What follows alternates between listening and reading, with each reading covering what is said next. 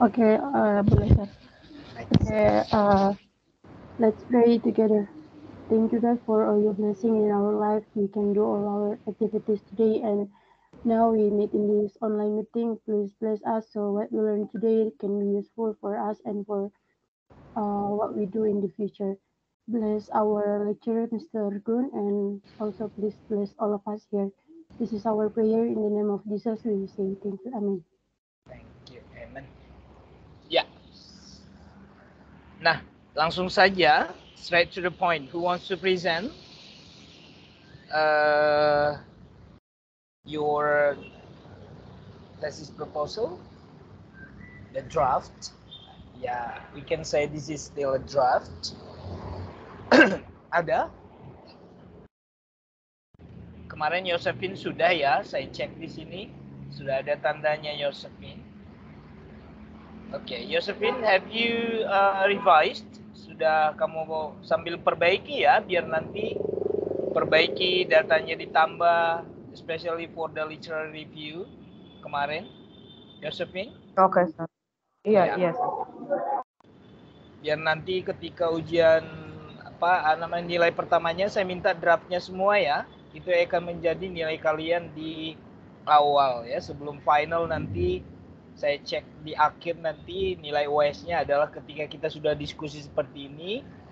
Suggestion from me, just revise, complete your thesis proposal based on the suggestion that I will give to you ya. Jadi itu yang nanti akan menjadi draft akhir kalian before you present your thesis proposal in front of the board ya. Apa namanya ya? Kalau saya bilang the board berarti the lecturers ya. Alright, siapa yang presentasi? Kalau kalian nggak start, if you don't start writing, ya, you will not complete your proposal, ladies and gentlemen. Kalau kalian nggak mulai, bagaimana nanti bisa selesai? Ya kalau yang pertama adalah seperti kita belajar dari awal dulu, imitate dulu. Tapi jangan imitate semua. Imitate means that you change the title based on your interest, and then the literary review you can take it all first ya. Literary review yang sehubungan dengan penelitian kamu itu kan sudah di dalam penelitian yang sebelumnya, previous researchers ya. Tapi kan dari judul data pun akan berbeda, and then the steps juga kan mungkin ada yang sama, ada yang bertambah. Ya kan, mungkin step yang kamu lakukan itu the procedures that you take ya, conducting your research or by taking the data itu akan berbeda gitu. Nah, jadi di situ saya akan melihat nanti bahwasanya kamu itu bekerja, artinya kalian tidak hanya mendengarkan, ya kan? Kalau kalian hanya mendengarkan saya, that's not a benefit of this course, gitu. Ya, I can say that I'm only the guide, ya. Jadi the guide means that you will present yours, and then I will guide you to make a good, ya, to make a better proposal, gitu. Mungkin di kepala kalian kemarin saya itu presentasi. No, this course is not about the material given by me anymore.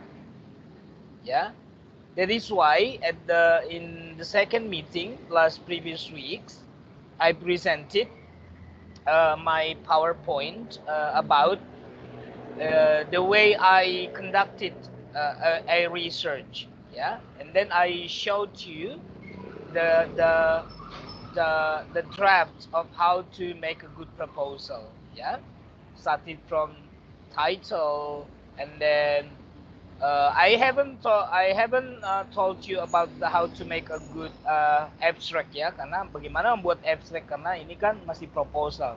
Nanti kalau sudah paper You have to make your own abstract.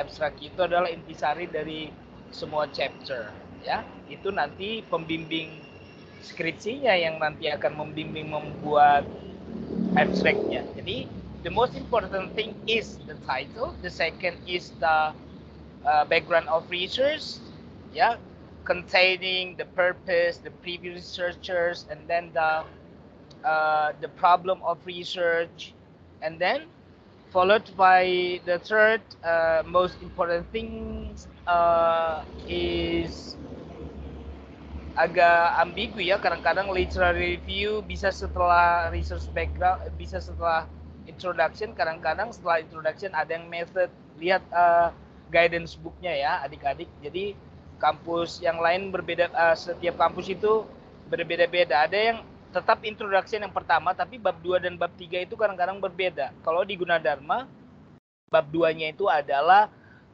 research method, baru literary review. Kadang di kampus lain saya lihat literary review dulu baru research method gitu ya. Jadi itu tidak masalah, it's not a big problem as long as you follow the guidance book. Nah, itu yang saya harus katakan kepada kalian. Jadi introduction and then research method and then the literary review. Kalau itu kalian sudah punya, sudah kalian catat meskipun itu hanya draft, udah sebenarnya sudah ada ini apa namanya pegangan kalian.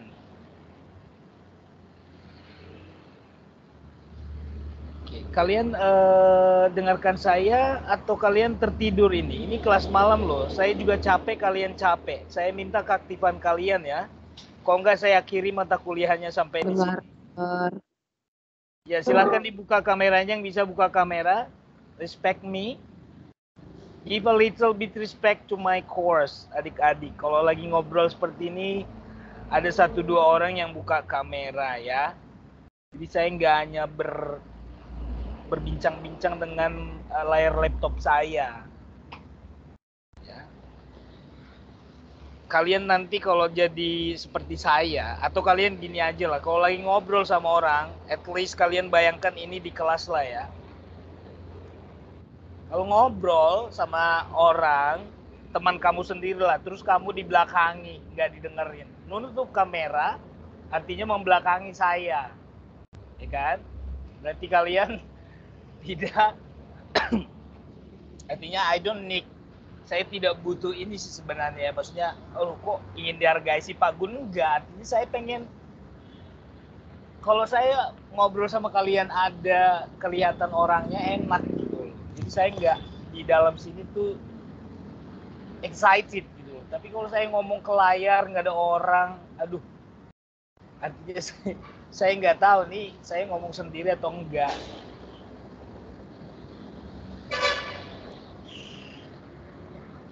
Nah ini, jadi saya berkaca ya di semester lalu. Semester lalu memang I taught this course, ya they were 3 students only, hanya 3 mahasiswa, sama seperti ini gitu.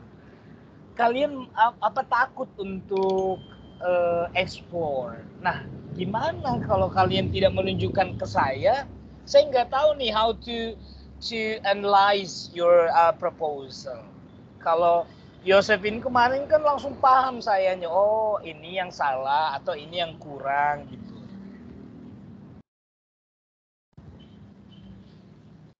Saya juga bingung kalau kalian nggak ada presentasi, saya presentasi apa sayanya gitu.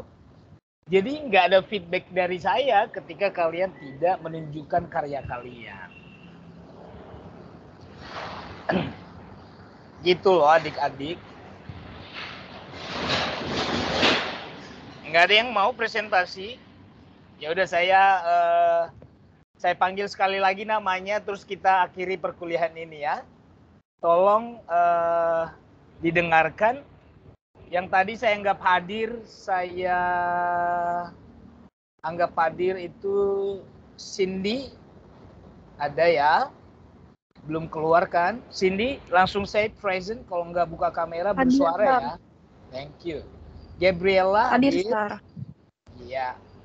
Ada di sini. Indah Sari ada? Hadir, Sar. Ada ya. Oke, Janet sudah hadir ya. Josephine, iya masih ada di sini. Jennifer. Yang rugi kalian loh adik-adik kalau kalian gak mau presentasi. Jennifer. Present, sir. Iya, thank you. Michelle Safira. Oke, good. Michelle Safira. Neil masih ada nggak? Neil? Present, sir. Sarah Siti Rahayu. Present, sir. Great. Yunita Mas. Yunita? Masih, Sir. Oke. Nah, yang tadi telat-telat hadir nih, saya tandai ya. Kalau kalian telat-telat lagi nanti hari-hari mendatang, awaslah kalian ini.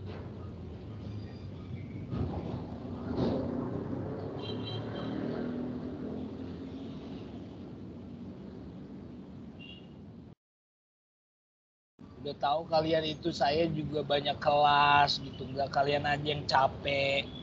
Saya juga capek adik-adik. Kita belajar cuma 1 jam kan cukup kalau kalian datangnya tepat waktu. Kan gak usah lama-lama kelas sama saya. Yang penting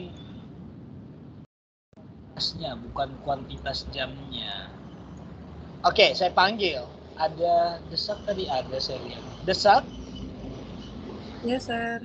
Oh, ini layar saya terbagi 2. Langsung ini ya, Dek ya. Apa namanya? Ketika saya panggil langsung bersuara ya, seperti Desak.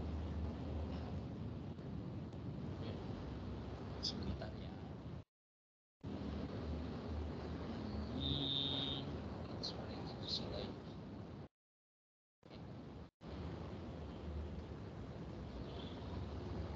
Kenapa saya minta seperti ini? Karena kemarin mahasiswa juga yang bikin saya seperti ini. Ada mahasiswa kemarin komplain, Pak, saya kan selalu hadir, terus kok nilai saya jelek atau apalah gitu kan. Oh, dari situ saya langsung begini cara kalian. Jadi saya ikutin dulu cara mereka ya. Oh, maaf, Sir. Kayaknya Sir salah kirim foto deh, Sir. Hah? Kenapa, Dek? Kayaknya Sir salah kirim foto ke grup Literary Translation, bukan ke seminar proposal. Oh, sorry. Inilah kalau kebanyakan kelas saya. Ini saya ke mana tadi? Grup apa, Dek? Oh iya, betul. Sorry. Saya push dulu. Emang kamu di kelas itu ya? Iya, Sir. Oh, iya. Seminar proposal. Oh iya, ini baru yang betul ya. Simpan dulu di situ. Baik. Thank you. Ini siapa tadi? Janet ya? Iya, Sir. Oke. Apakah saya bisa lihat proposal penelitian Bapak yang diajukan ke PTN? Desak tadi. Nah, Elvira masih ada? Ada, Sir.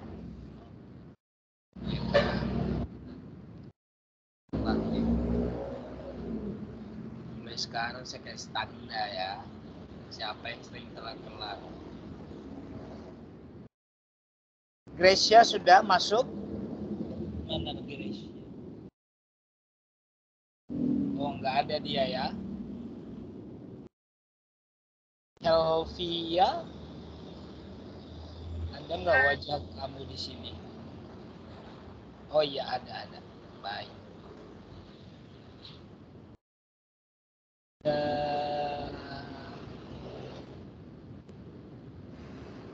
Kristi Naraya.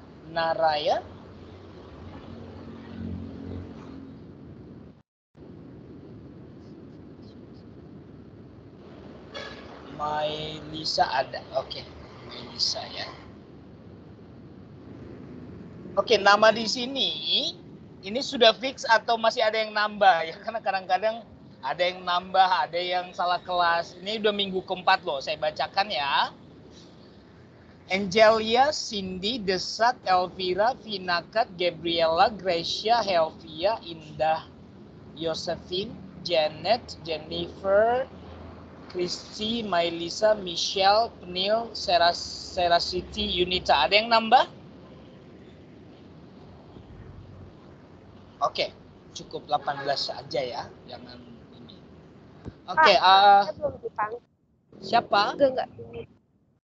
Tamara. Belum ada nama kamu. Nah, makanya belum ada nama kamu di list ini, Tam. Ya Pak, saya salah masuk kelas kemarin itu, harusnya kelas ini. Emang ada 2 kelas? Ya, ada proposal seminar yang khusus literary sama proposal seminar khusus translation. Oh, jadi kamu masuk ke yang yang sastra. Iya. Oke, tuliskan type your full name and your student's number on the chat box. Segera ya, biar saya masukkan ke daftar ini ya, Sam. Oke, I'm waiting.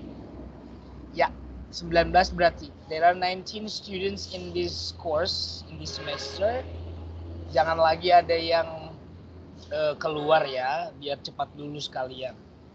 Enak loh, ini masih online sebagian. Mudah-mudahan pas wisudanya kalian sudah offline kan, biar bisa pajang foto nanti ya. Kalau angkatan kalian 2 tahun kemarin kan fotonya nggak bagus. Adik-adik, gini aja lah, saya maunya seperti ini ya. Mungkin kalian kecepatan. Ada yang sudah ada itunya, yang ngobrol aja deh, nggak usah presentasi. Di otak saya nih seperti ini Pak Gun, di kepala saya sih pengennya ini. Ada yang mau curhat? Ayo kita anggap ini di warkop lah, kita ngobrol, kamu curhat sama saya. Ayo, nggak usah kayak ini di formal ini udah kelas malam, harusnya kita ke mall ini. Jadi anggap aja kita nongkrong, ayo cerita. Pak, saya masih bingung deh, gini-gini. Ayo curhat aja, yuk.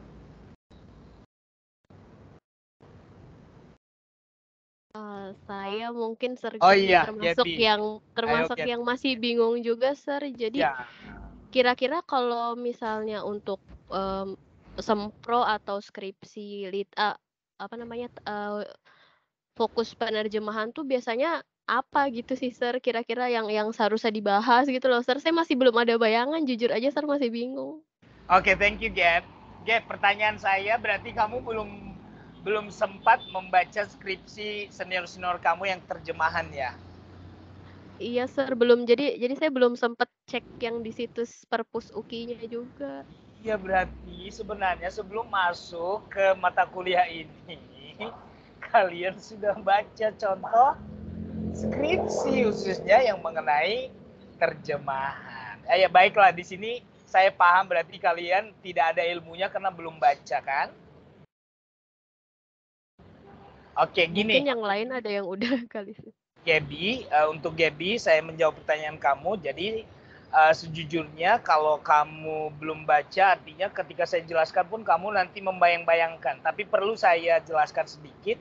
Kalau kamu masih bingung, ada topik-topik yang sudah kita pelajari dulu. Kenapa dulu saya berikan topik itu di teori penerjemahan? Karena itu topik yang mayoritas mahasiswa di kampus manapun topik penelitiannya itu. Metode penerjemahan, teknik penerjemahan, strategi penerjemahan. Itu secara umum. Ada turunannya, contohnya strategi penerjemahan untuk phrasal, untuk idiom. Ada ya, strategi penerjemahan untuk idiom kan beda dengan figurative language. Ada teori seperti itu. Jadi yang perlu kamu pahami sebenarnya adalah langkahnya. Jadi nanti langkahnya seperti ini, Gap. Ini misalkan kamu judulnya metode penerjemahan. Metode penerjemahan apa data kamu? Jadi kamu misalkan harus menentukan lebih khusus apa yang kamu analisis di dalam bahasa itu. Apakah kata, apakah hanya frasa atau kalimat. Ya. Tapi kata ini juga harus jelas. Kata apa? Gerund kah? Preposition kah? Gitu. Jadi seperti ini. Satu contoh ya, satu contoh. Analisis metode penerjemahan gerund dalam novel Mirabella. Contohnya nama novelnya Mirabella. Mirabella itu berarti ada dua versi. Ada versi Inggris, ada versi Indonesia. Berarti kamu carilah. Masih dengar suara saya di sini agak lemot sepertinya. Masih? Masih, Sir. Iya, mencari datanya nanti. Kamu bacalah novel versi Inggrisnya. Underline lah semua kata-kata gerund. Kalau misalkan udah banyak banget, kamu, aduh ini kayaknya 200 cukup dulu deh gerundnya. Nah, ambillah terjemahan gerund yang dari versi Inggris itu yang di novel versi bahasa Indonesia hasil terjemahannya. Contohnya kalau misalkan apakah diterjemahkan I like fishing, apakah diterjemahkan fishing itu memancing atau pancingan atau apalah. Nah, itulah nanti kamu analisis. Kalau diterjemahkan contohnya nih ya, saya pergi di novel bahasa Indonesianya, hasil terjemahannya diterjemahkan gini. Anak-anak dan saya suka fishing. Oh, fishing dipinjam. Dia tetap memakai kata bahasa Indonesia. Berarti nanti kalau kamu menganalisnya pakai contohnya teknik, berarti tekniknya adalah teknik borrowing. Oh, kata gerund diterjemahkan oleh si penerjemah menjadi tetap fishing. Ini menandakan bahwasanya teknik yang digunakan oleh si penerjemah adalah teknik borrowing, khususnya pure borrowing, mentah-mentah diambil gitu aja. Paham?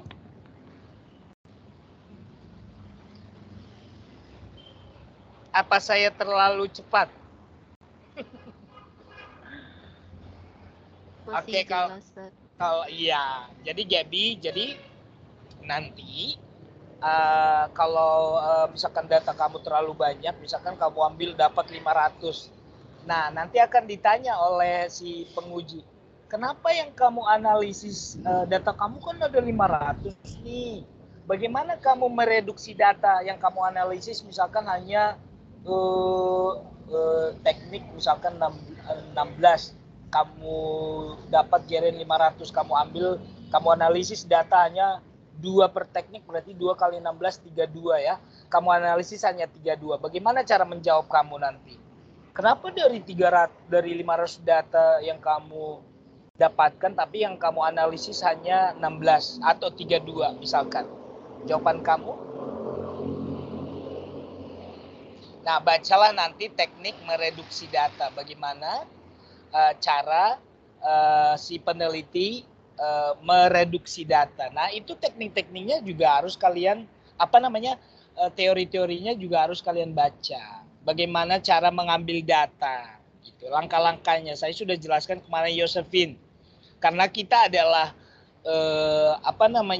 kualitatif, berarti menjelaskan kan, berarti yang langkah pertama untuk mengambil data biasanya kita kan membaca. Itu kalau novel. Kalau film, dari film datanya bukan membaca tapi menonton. Gitu ya. Jadi langkah selanjutnya apa? Setelah menonton yang kemarin, mengambil subtitlenya, and then setelah subtitlenya ada dipindahkan ke Word document atau Excel. Setelah itu nanti datanya itu di grup, dipisahkan, bahkan English version, Indonesian version. Setelah itu baru kamu tentukan, kalau kamu tadi judul penelitiannya ada metode, berarti tentukan kalau penerjemahan data pertama going diterjemahkan pergi, oh ini teknik apa yang digunakan. Nah, jadi kalian pembaca akan memahami, oh ini langkah-langkah yang dilakukan peneliti dalam mencari data sampai dalam menganalisis data. Nanti kalian baca tentang tematik analisis dan konten analisis ya.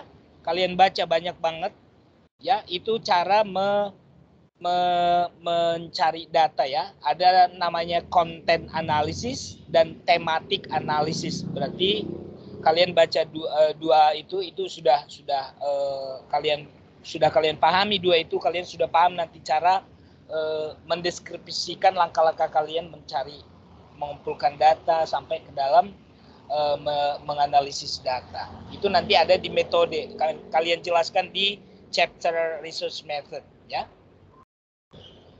Jadi yang pola pikir kalian yang tadi yang saya jelaskan itu, kalau kalian sudah tangkap yang saya jelaskan tadi, sebenarnya kalian sudah bisa melakukannya. Atau nanti judul itu nanti menyusul. Yang penting ada mappingnya dulu. Contohnya tadi itu kan strategi. Boleh kamu misalkan strategi kan banyak banget. Kenapa kamu nggak langsung membuat yang mengerucut lah, yang langsung ke spesifik? Atau kamu sudah paham nih, ada 16 teknik, tapi kamu pilih satu misalkan teknik borrowing yang kamu ini. Berarti teknik borrowing kamu sudah tentukan. Nah, berarti teknik borrowing ini biasanya digunakan untuk kata-kata apa ya? Nah, carilah sumber data yang misalkan dari novel. Kalau novel bahasa Indonesia, ada nggak novel bahasa Indonesia yang diterjemahkan ke Inggris? Pasti banyak nanti kata-kata pinjaman di sana. Jadi kamu harus jeli juga. Oh, kalau saya mencari data itu di buku, di novel Inggris ke Indonesia, biasanya jarang ada teknik borrowing. Tapi kalau kata-kata yang berhubungan dengan budaya, biasanya pasti banyak banget yang borrowing. Nah, jadi kamu cari. Nah, and then itu pertanyaan pertama, mencari kata-kata borrowing yang diterjemahkan secara meminjam ya, dari novel A ke novel B atau dari SL ke TL.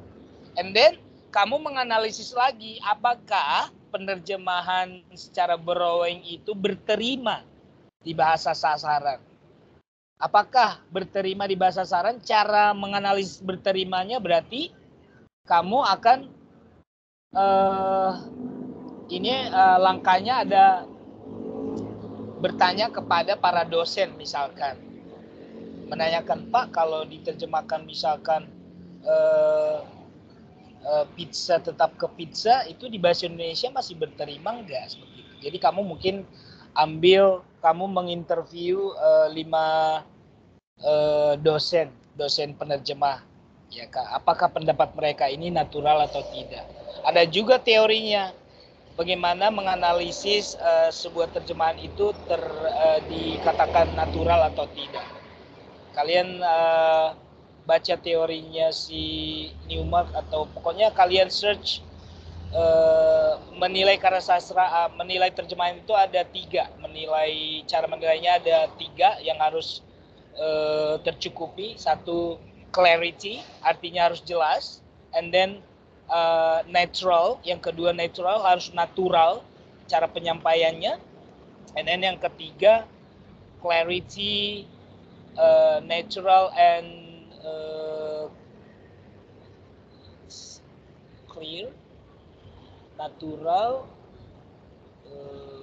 meaningnya dapat, apa ya namanya ya, clear, natural and clear sama dengan clarity, naturalness. Ada satu lagi lupa saya, karena saya nggak spesifik karena agak ambigu ya.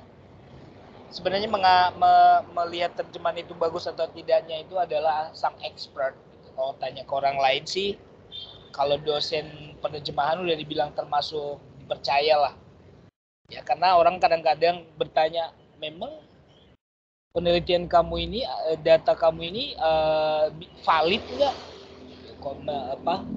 Kadang-kadang kan ada dosen bertanya gitu, validnya kamu lihat dari mananya? Oh, kalau valid berarti dilihat dari 1, yang saya interview ini ya memang orang-orang yang sudah ahli di bidangnya. Itu disebut valid, ya kan? Kalau kamu menanya anak SD tentang terjemahan, ya itu tidak valid karena mereka belum mempelajari atau belum pernah menerjemahkan, berarti tidak valid. Nah, seperti itu. agak luas banget sih memang di dunia sosial ini, teman-teman. Jadi kadang-kadang ada dosen A ngomong begini, dosen B ngomong begini. Tapi caranya ya, cara kalian untuk menjawab para dosen itu bukan menurut saya atau ini, menurut teori. Jadi kalian mematahkan atau menjawab pertanyaan dosen itu jangan kayaknya, menurut aku, enggak ya. Ini tidak lagi kayaknya seperti kalian sering di kelas. Maybe, enggak ada. Harus menurut teori atau fakta. Itu baru namanya akademis. Ya. Jadi kamu pun menganalisis data harus pakai teori. Kamu nyatakan misalkan tadi going diterjemahkan bepergian. Kenapa kamu bilang itu menjadi transposition? Going kan harusnya kata benda, misalkan gerund itu kan memang kata benda ya, tapi diterjemahkan menjadi kata kerja. Itu kan ada di situ shifting ya. Shifting itu kan perubahan kelas kata. Gerund noun diterjemahkan kata kerja. Jadi ada di situ shifting.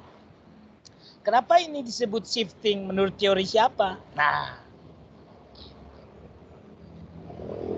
jadi kebanyakan dari mahasiswa itu bingung di awal-awal tuh karena dia nggak tahu teori apa yang dia gunakan. Kalau kamu sudah tahu teorinya sebenarnya, kamu tinggal cari data. Datanya baru nanti kamu analisis menurut teori siapa. Gitu.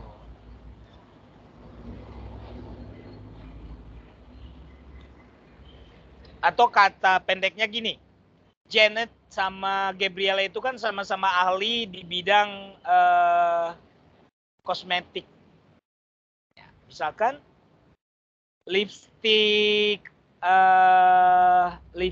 si Janet dan lipstik Gabriela itu produknya sama-sama lipstik.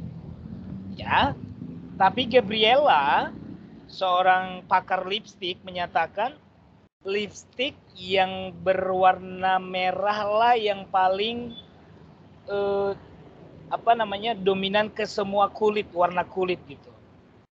Tapi Janet bilang malah kebalikannya, lipstik merah hanya khusus digunakan untuk yang berkulit putih bersih. Kalau kulit Afrika yang sawo matang itu dan hitam itu tidak cocok. Nah, terus ada data nih. Ada data misalkan di buku lah ya, buku. Data ini adalah buku gambar. Si Agnes Monica kan kulitnya putih ya, menggunakan lipstik merah. Nah, lipstik si Gabriela ngomong seperti ini. Bukan, yang penelitinya Yunita. Menurut teorinya si Gabriela, ya, sesuai dengan teorinya Gabriela, lipstik merah untuk semua kulit. Jadi harus disesuaikan dengan. Jadi kamu jangan pakai dua-duanya teorinya, kamu pakai aja teorinya Gabriela atau Janet, jangan dua-duanya. Ya mudah-mudahan sih contoh-contoh kecil seperti ini kalian pahami lah, karena saya berusaha untuk mencoba bagaimana kalian bisa mappingnya dapat ya gitu. Jadi gini aja contohnya gini, kalau ada teori tinggal cari data. Jangan kamu cari data tapi teorinya nggak tahu apa, bingung kamu mau kamu apain datanya. Nah jadi yang kamu pahami sekarang, apakah nanti saya fokus di teknik terjemahankah? Metode terjemahankah? Strategi terjemahankah? Proses terjemahankah?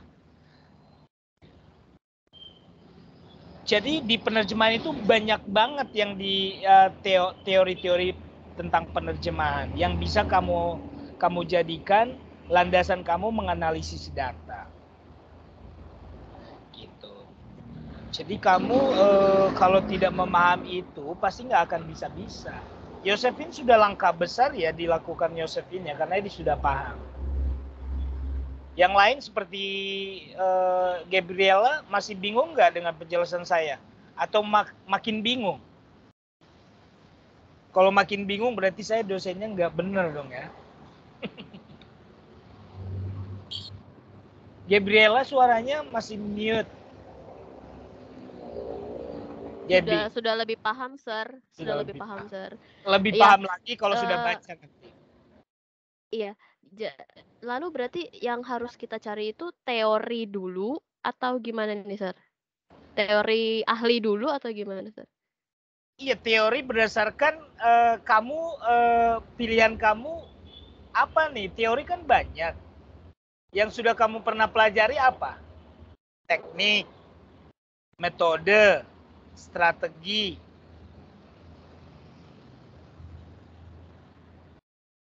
Apa nih yang sudah kamu pahami seutuhnya?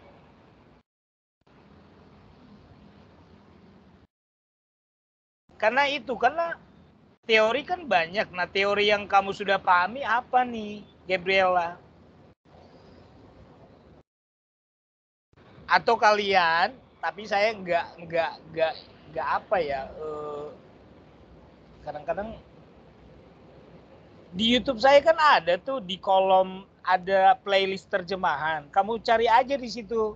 Yang kalau memang kamu lupa, kelas-kelas kita kan kemarin yang saya rekam kan saya masukkan ke dalam. Artinya kalian bisa tonton lagi. Kalau ambil dari Teams kemarin kan ada expired-nya kan. Udah nggak bisa di-download, makanya saya download. Saya masukkan ke YouTube. YouTube saya itu bukan untuk ajang cari uang adik-adik. Itu artinya data-data pengajaran saya itu saya masukkan biar saya gampang nanti kalau saya nggak ngajar misalkan kan saya ambil aja dari situ gampang. Membantu banget itu. Cari di situ ya. Yang mungkin saya kemarin itu kan kalian kalian itu kalau saya kasih semua materi itu nggak terima otaknya. Makanya saya kemarin kan cuman ambil kalau nggak salah saya ngajarin tentang metode, terus teknik dan strategi kalau nggak salah. 3 hal itu pun sudah sebenarnya kamu kuasai 3 hal itu. Udah banyak yang kamu bisa ambil, kamu teliti kalau kamu pahami itu. Kalau nggak paham cari ya. Atau nanti dari video dosen lain ada tuh dari kampus lain juga mengajarkan tentang metode penerjemahan, teknik penerjemahan. Pokoknya clue-nya itu, kata kuncinya, keywords-nya itu adalah teknik, strategi, metode, proses. 4 itu bidang bahan besar teori yang bisa kalian ulik. Sudah? Baik, Sir. Lalu saya masih ada pertanyaan lagi, Sir. Kira-kira kalau untuk ya, Sir. Jadi kalau untuk data penelitian itu kan biasanya yang kita tahu kan kayak film, novel, short story gitu, Sir. Kira-kira selain itu ada lagi nggak sih, Sir, yang kira-kira bisa kita pakai buat penelitian gitu? Ada rekomendasi kah atau seperti apa? Ya ada lah buku-buku, misalkan buku bidang-bidang studi yang sudah diterjemahkan. Contohnya kalau kamu tahu ada teman kamu dari kampus lain yang di bidang psikologi misalkan, tanya aja dia ada nggak buku kamu yang diterjemahkan dari bahasa Inggris ke Indonesia gitu.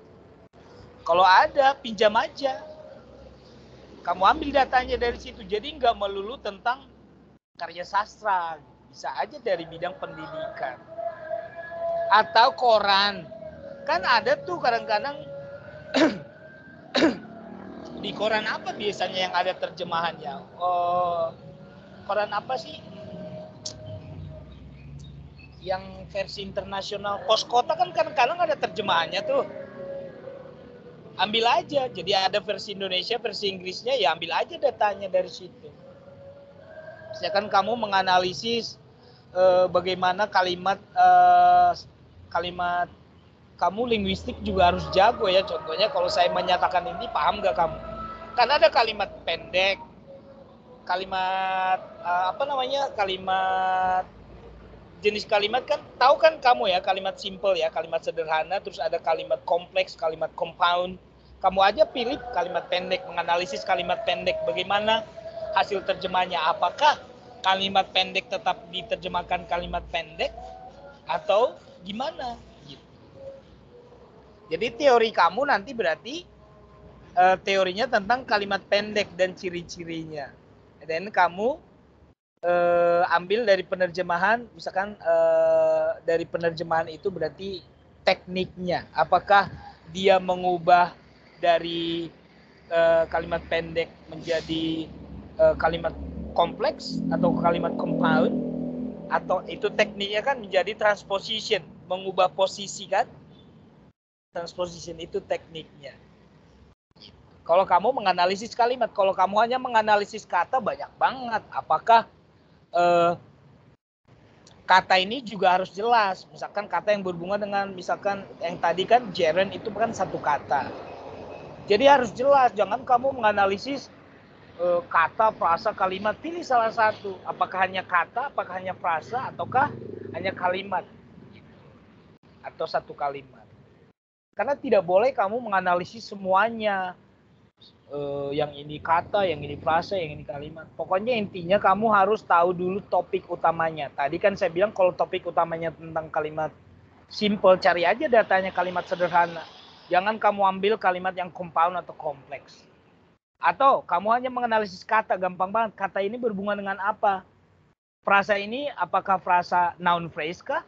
Adjective phrase kah? Adverb phrase kah? Jadi kamu analisis. Penerjemahan adjective phrase. Apakah adjective phrase ini akan berubah tetap menjadi adjective phrase di bahasa Indonesia? Atau berubah menjadi kalimat malah gitu kan? Jadi itu yang perubahan-perubahan itu yang kamu analisis. Nah perubahannya ini masuknya ke teknik apa? Apakah dia teknik transposition kah? Modulation kah? Saya nggak akan ajarin lagi kalian apa sih transposisi, apa modulasi. Itu bukan ranah saya lagi, akan butuh setahun lagi. Kalian baca buku tentang terjemahan ya. Nah, kadang-kadang berarti ya. Berarti kalau kayak buku cerita anak gitu, misalnya yang buku cerita yang biasanya kan kalau itu kayak ada yang bilingual gitu ya, Sir. Di dalam satu buku ada yang Indonesia sama Inggris kalian gitu. Itu bisa dipakai juga? Bisa, tapi yang saya tanya sekarang, bisa banget. Tapi yang saya tanya sekarang, sudah pahamkah kamu apa yang kamu ambil dari situ, data kamu? Itu menjadi pertanyaan gap, karena kamu belum, dari tadi kayaknya kamu belum paham yang ini. Apa yang kamu ambil datanya dari sini? Dari itu datanya udah bagus banget itu, sudah versi, 2 versi kan, ada Indonesia ada Inggris. Itu kan sudah, itu memang sudah sumber data. Nah, apa yang kamu ambil?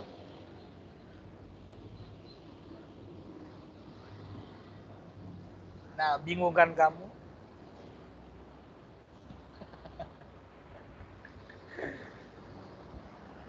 Iya, mungkin kamu karena belum baca ya. Banyak.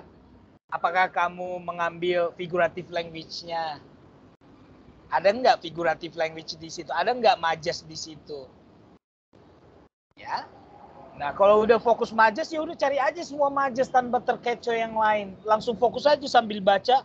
Oh, kalau ini kayaknya majas nih, karena kamu, mudah-mudahan sih kamu udah paham figurative language di bahasa Inggris ya. Kalau kamu belum paham berarti belajar majas lagi di bahasa Indonesia biar paham. Apa bedanya metafora, simil, personifikasi. Atau kalau kamu nggak kuat di linguistiknya, ambil yang satu-satu kata aja. Contohnya yang tadi, kalau satu kata paling hanya gerund, ini frasa biasanya. Frasa lebih banyak, frasa kata sifat, frasa kata benda. Banyak banget sih yang kamu ini, atau yang berhubungan dengan kata-kata budaya. Contohnya di buku itu ada nggak kata-kata budaya? Contohnya nasi goreng, sambalado, cicak, ya kan, bunga tai ayam. Bagaimana itu diterjemahkan ke bahasa Inggris? Itu gampang banget.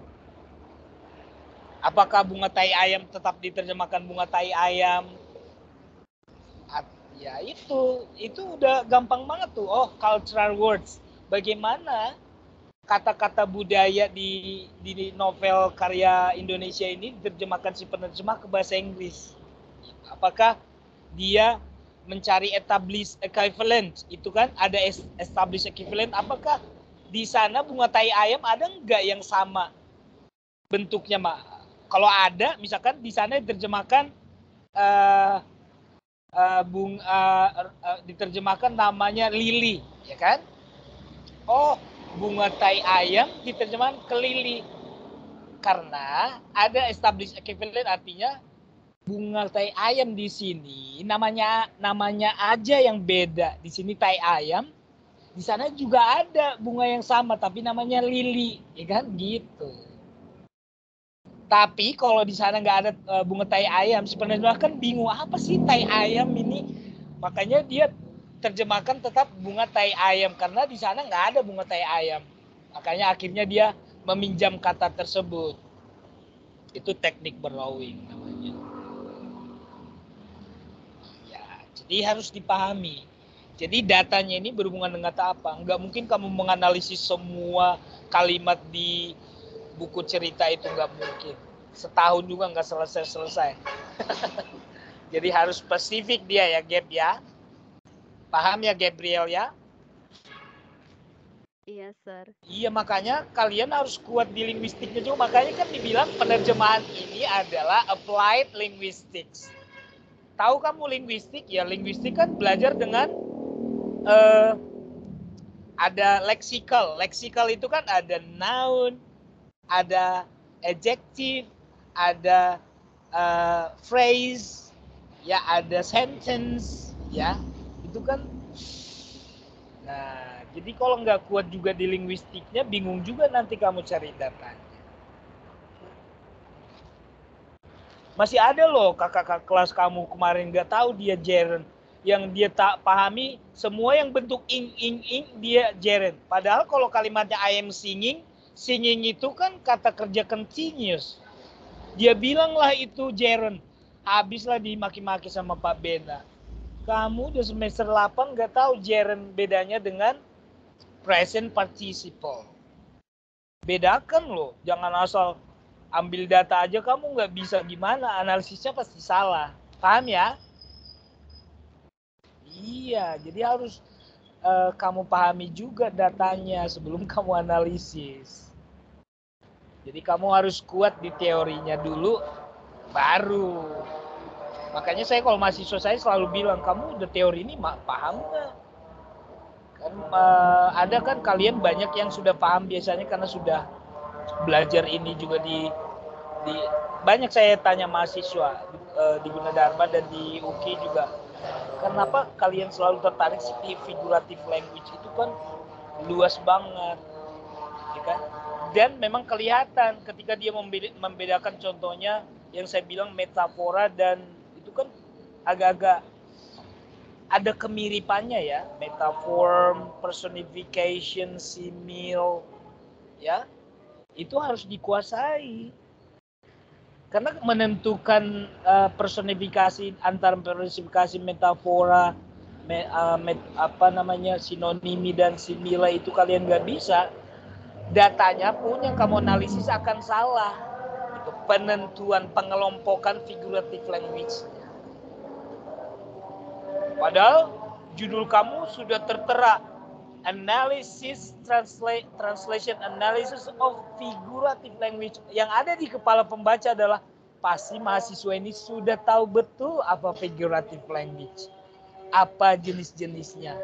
Kalau saya buat contohnya langsung dia bisa menentukan, oh ini jenis ini jenis ini. Gitu. Dari sini Gabriela dulu secara spesifik sudah mulai paham, nambah pemahamannya atau makin bingung? Makin jelas, Sir. Wah, bagus. Berarti saya senang ya. Thank you, Sir. Saya kalau ngomong kalian itu sambil mutar loh otak saya di dalam itu loh. Cari kata-kata yang tepat biar kalian paham gitu loh. Enggak gampang loh. Biar menyampaikan biar kalian paham. Saya merasa gagal ketika yang saya sampaikan itu malah membuat kalian bingung. Oke, Gaby, sambil dibaca nanti, mudah-mudahan I pray for you, kamu semakin bisa nanti ya. Artinya, saya langsung kerjakan nih. Nanti kamu bandingkan 2 sampai 3 kamu baca pasti. Karena hal yang demikian selalu saya suggest ke mahasiswa karena dulu pun saya mengalami begitu adik-adik. Ya saya kan ngajar kalian ini karena saya juga pernah di posisi kalian. Jadi saya tahu di semester 5, 6, 7 itu udah malas-malasnya disuruh lagi nulis ini, nulis itu. Ya udah pusing lah kalian disuruh lagi. Apalagi bagi kalian yang skripsi itu apa ya? Ya karena nggak baca, jadi nggak ada gambaran gitu. Ya, kalau sudah dikasih gambaran nanti kamu baca, jadi memang kalian harus terjun. Ya, jadi jangan bermain-main dengan bayangan saja. Ya, harus terjun. Terjun dalam artian di mata kuliah ini berarti terjunnya membaca. Oke, ada yang lain? Jangan-jangan nanti sampai selesai kuliah kita ini kamu proposalnya nggak selesai-selesai. Ini udah pertemuan keempat. Belum lagi nanti kalau minggu-minggu selanjutnya saya nggak bisa masuk, saya kasih aja nanti tugas atau video ya. Berkuranglah sesi tanya jawab kita ya kan. Di grup pun kalian diam-diam aja, saya lihat anteng-anteng aja. Saya pikir udah selesai. Anteng-anteng dalam artian puyeng dia, nggak tahu mau ngapain. Oke. Ntar mau tanya saya sih. Ini Janet nih yang habis dari rumah sakit. Udah sehat belum? Ya masih begini, Sir. Lagi kumat-kumatan. Mau tanya, Sir, waktu itu kan Sir pernah menyinggung soal linguistik gitu sama penerjemah. Itu linguistik sama penerjemah apa ya, Sir? Saya masih agak bingung di situ. Kenapa, Janet?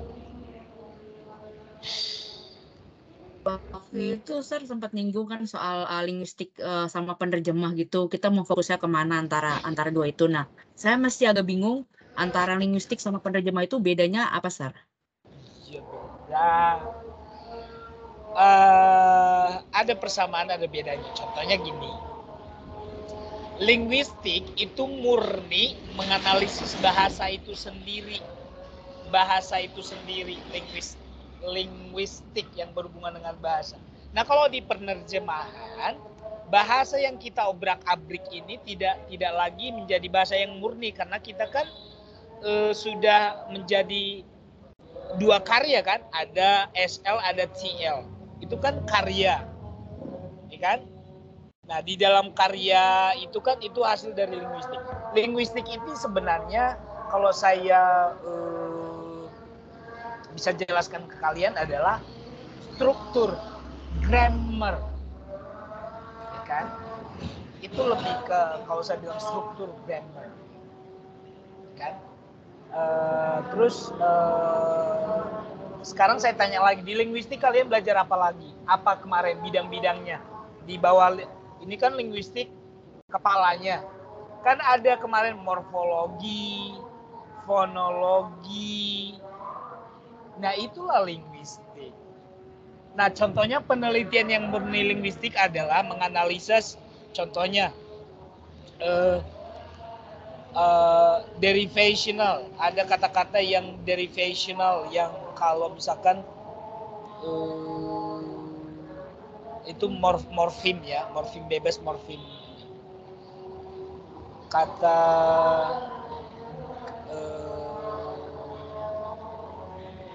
jadi ke bahasa Inggris saya jadi. Contohnya bagaimana active menjadi activity. Ya kan? Kalau derivational sama ada 2 morfem kemarin apa? Derivational sama apa? Yang bound and free ya.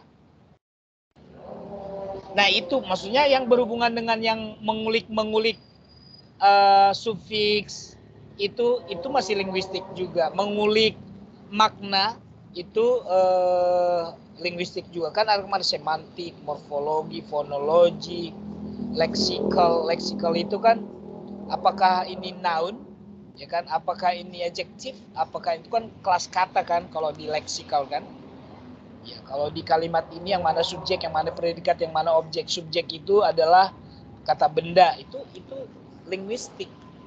Tapi kalau diterjemahan kan beda. Kamu sudah punya dua versi, TL dan SL dan TL. Kalau kamu menghubungkannya dengan linguistik, iya. Jadi di dalam penerjemahan itu pasti selalu ada linguistiknya, karena yang kamu analisis adalah linguistiknya. Contohnya tadi, judulnya adalah analisis penerjemahan gerund dalam novel A. Dalam novel A ke novel B.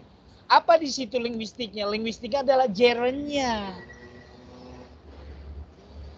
Yang kamu analisis datanya adalah gerundnya. Terus kamu analisis berdasarkan teknik terjemahannya. Bagaimana menerjemahkan gerund ini? Apakah dia pakai teknik modulation, literal kah? Apakah dia menggunakan borrowing kah? Apakah particular compression kah? Atau apa? Kan ada 16. Yang mana yang kamu pilih? Jadi itu bedanya. Kalau linguistik murni itu pasti berhubungan dengan yang fonologi, morfologi, semantik, ya. Pokoknya yang kemarin yang kalian belajar di intro to linguistik lah, siapa yang ngajarin?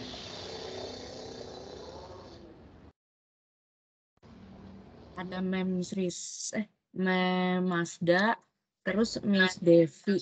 Iya, yang saya tahu kan mereka itu kan, kalau saya juga memang bidangnya sekarang dikasih fonologi karena mungkin mereka pikir saya jago di fonologi ya.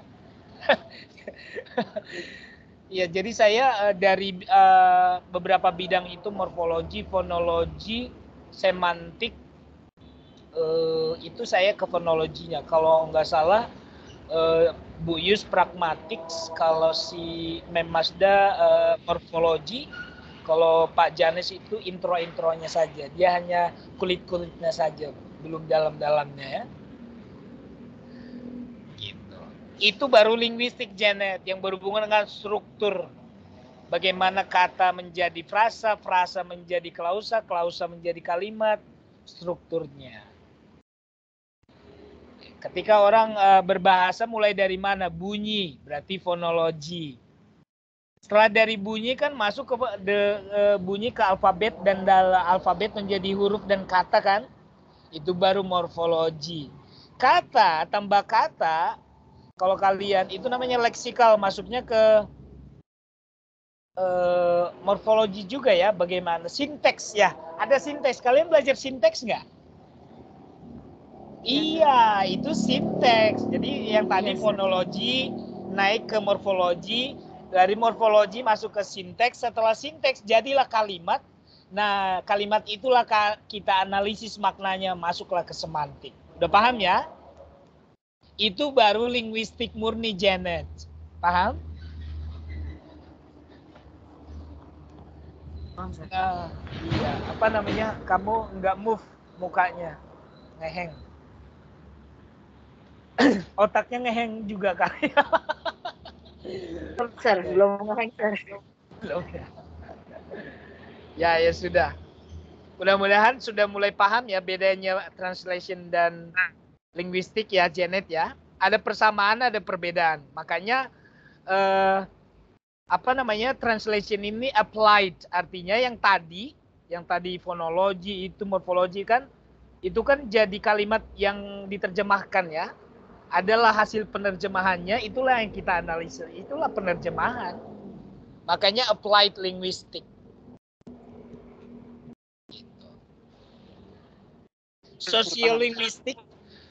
Sosiolinguistik juga applied linguistic, karena kita menganalisis bahasa-bahasa sosial. Anak remaja beda dengan percakapan orang dewasa. Orang dewasa beda dengan orang bayi atau anak kecil. Itu sosiolinguistik, komunitas, kelompok. Yang saya analisis tentang bahasa-bahasa anak remaja sekarang kan, ngentot lu, tolol lu, anjay, anjir. Nah, itu kan sosiolinguistik. Sudah paham ya? Paham, Sir. Iya. Kalian sampai mau lulus S1 seperti ini belum paham ya? Waduh. Geleng-geleng kepala saya. Selama ini kalian belajarnya hanya kulit-kulitnya aja berarti ya? Ya sudahlah, berarti kalian sudah paham kekurangan kalian ya. Jangan banyakkan nonton TikTok lah, ini udah semester berapa, nantilah TikTokers. Kalian lebih banyak baca apa sekarang ya, paper, jurnal, artikel ya. Usahakanlah cepat lulus. Gini, penyemangat kalian adalah bukan kalian saja yang seperti ini. Mayoritas mahasiswa, apalagi semester 6-7 itu masih bingung, mayoritas ya. Beda kalau dia orangnya yang akademis. Orang yang akademis biasanya di semester 3-4 dia udah banyak membaca jurnal ini biar paham dia. Oh, nanti kan saya melakukan penelitian. Kalian kan yang saya lihat ini kan belum orang-orang yang akademis. Masih 50-50 lah. Satu alasan kenapa sekarang perusahaan-perusahaan meminta sarjana-sarjana. Banyak yang orang expert, lulusannya hanya SMA tapi sudah ahli di bidangnya. Tapi kenapa mereka minta sarjana? Karena sarjana itu mentalnya kuat. Ya kan? Kalian sudah 4 tahun dicaci maki oleh dosen, ya kan? Jambak-jambakan dengan teman di kampus, mengerjakan tugas dengan deadline yang tight banget. Nah, itu kan mental. Makanya kalian ketika lulus sarjana, meskipun nilainya C, B, C minus, ya kan? Tapi mental kalian itu mental baja. Paham ya? Jadi di sini juga di ini ya, mental kalian ya. Apalagi pada saat nanti seminar proposal dan skripsi, ya mentalnya diuji di sini. Oke ya, jadi mudah-mudahan ini penyemangat kalian, bukan kalian, you're not the only one, ya. Iya. Jadi banyaklah kalian kalau udah sama-sama seperti ini, banyaklah berbagi dengan temannya. Jangan nanti udah pusing, mikir sendiri, nggak ngobrol sama temennya, ya nggak bisa-bisa. Jadi sesama kalian ini sering-seringlah ketemu di kafe yang perempuan, yang laki di warkop, ngobrol, ya. Ngobrolinya jangan ngegibah kalau perempuan, kalau laki-laki jangan ngobrolin yang tentang selangkangan doang. Ngobrolinnya yang akademis lah, ya, biar cepat lulus. Ya, paham ya, Penil ya? Hanya Penil di sini laki ya? Paham, Sir. Iya, paham lah. Kamu masih laki kan, Nil? 100%, Sir. Bercanda ya, Bang ya. Ya sudahlah, adik-adik, kalau nanti ada kesulitan lagi, gini aja deh. Minggu depan sebelum kelas dimulai, saya tanya dulu di WhatsApp. Ada nggak yang mau presentasi? Kalau nggak ada, saya nggak mau ya. Langsung saya, ya udah isi aja formnya. Ngapain kita kayak gini? Kalau kalian nggak mau presentasi. Tapi kalau ada satu, minimal ada satu, ya udah kita mulai kelasnya. Gitu aja deh. Kalau nggak ada berarti tetap saya nggak hadir, tapi kalian tetap kerjain. Kalau nanti di pertemuan 78 nggak ada yang presentasi, nilai kalian di awal 0 semua ya. Hanya Yosefin yang ada nilainya. At least kalian ada coret-coretan lah ya. Ini judulnya, dan ini. Berarti kalian ada perkembangan. Jangan stuck terus. Kalian kalau jalannya stuck terus, nggak ada perubahan, Saya juga nanti pusing sendiri.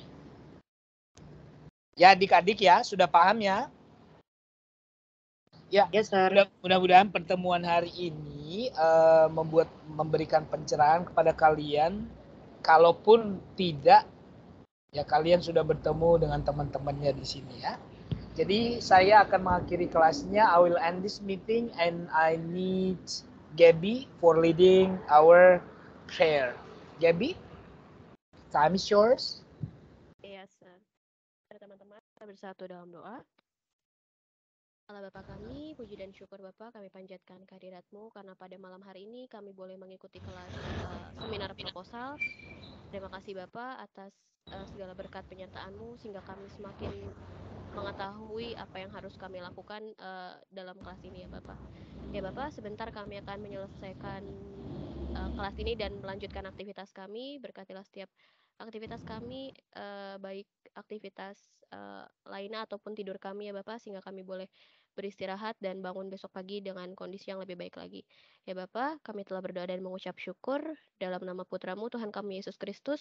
Kami berdoa, amin. Amin. Oke, tambahan lagi sebelum kita selesai, dicari Google Scholar, cari nama saya, ada di situ penelitian saya yang artinya penelitiannya itu mudah dipahami. Penerjemahan auxiliary verb. Dari situ mungkin kalian paham, ya. Jadi saya menganalisis auxiliary verb. Auxiliary verb-nya juga harus yang terbatas, jangan semuanya. Saya hanya pilih kemarin yang auxiliary verb do, does, and did. Ya. Bisa kamu nanti menggantinya menjadi hanya is, am, are. Ya kan? Gampang. Jadi ganti data saja. Seperti itu ya. Karena kalian hanya meneruskan dan mengembangkan. Terima kasih adik-adik. God bless you all. Semangat ya. Thank you, sir. Thank you, sir. Thank you, sir. Thank you, sir. Sir. Thank you atau enggak? Soal